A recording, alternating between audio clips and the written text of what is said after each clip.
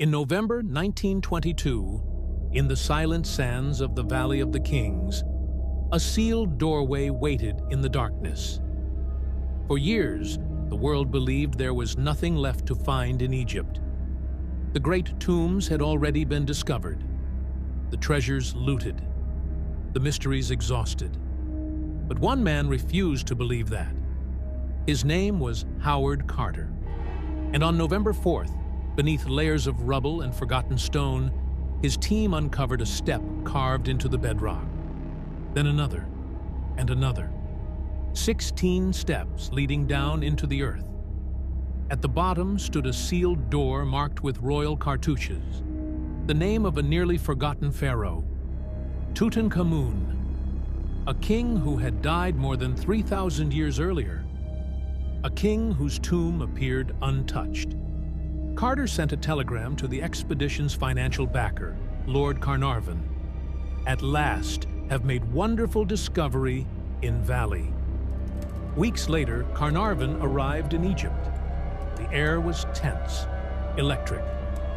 On November 26, 1922, Carter made a small hole in the sealed doorway and inserted a candle. Hot air rushed out from the chamber, air that had not been breathed since the Bronze Age. Carnarvon asked the question that would echo through history. "Can you see anything?" Carter replied, "Yes, wonderful things." Gold glimmered in the flickering light. Statues stood guard. Chariots lay dismantled. Strange animal-headed figures stared from the shadows. It was the greatest archaeological discovery of the century. But the celebration would not last. Almost immediately, rumors began to circulate, whispers of a curse. Ancient Egyptians had filled tomb walls with warnings meant to protect the dead. Though no explicit curse was found in Tutankhamun's burial chamber, newspapers quickly invented one. "Death shall come on swift wings to him who disturbs the peace of the king." It was irresistible. And then, only months later, tragedy struck. In April 1923, Lord Carnarvon fell ill after a mosquito bite became infected. A simple cut while shaving reopened the wound. Infection spread through his blood. Within days, he was dead. He was 56 years old. The press exploded. Headlines screamed about the curse of the pharaoh. Some claimed that at the exact moment of Carnarvon's death, the lights in Cairo mysteriously went out. Others reported that Carter's pet canary had been devoured by a cobra, the sacred symbol of Egyptian royalty. Coincidence became prophecy. Fear became legend, and the list of the dead began to grow, at least in the newspapers. A radiologist who had x-rayed the mummy died years later. A wealthy visitor who entered the tomb passed away from illness. A secretary, a financier, a tourist. Each death, no matter how distant or medically explainable, was stitched into the same narrative. The tomb had been disturbed, and something ancient had awakened. Yet beneath the hysteria lay a quieter truth. Many of those present at the opening lived long lives. Howard Carter himself survived for 17 more years.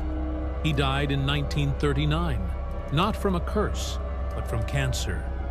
Scientific explanations offered simpler answers.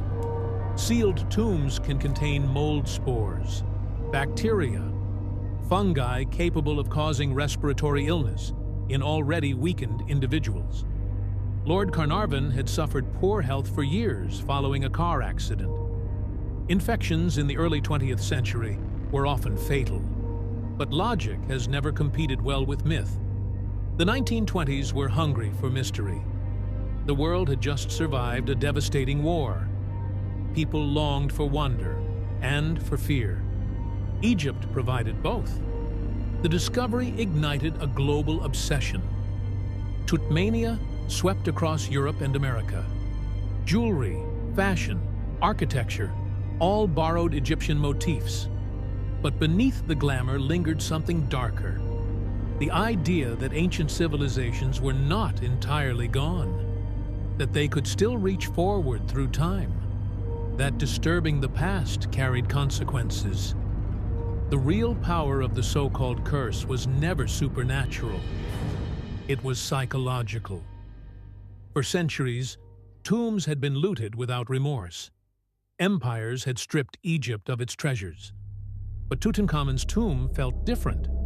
It was intact, sacred, as if the boy king had been waiting. And when death followed discovery, even by coincidence, it felt like balance, like justice. In truth, the curse was crafted by journalists, fueled by spiritualists, and amplified by public imagination. Yet even today, more than a century later, the story still unsettles us, because it touches something primal. We sense that some doors are meant to remain closed, that not all knowledge comes without cost, and that when we shine light into ancient darkness, we may illuminate more than gold. On that November night in 1922, when Carter held a candle through a small broken seal, he believed he was uncovering history. Instead, he unleashed a legend that refuses to die, not because of magic, not because of spirits, but because human beings need mystery. If you enjoyed this story, make sure to like the video and leave a comment below. Tell me, do you believe the curse was just coincidence or something more?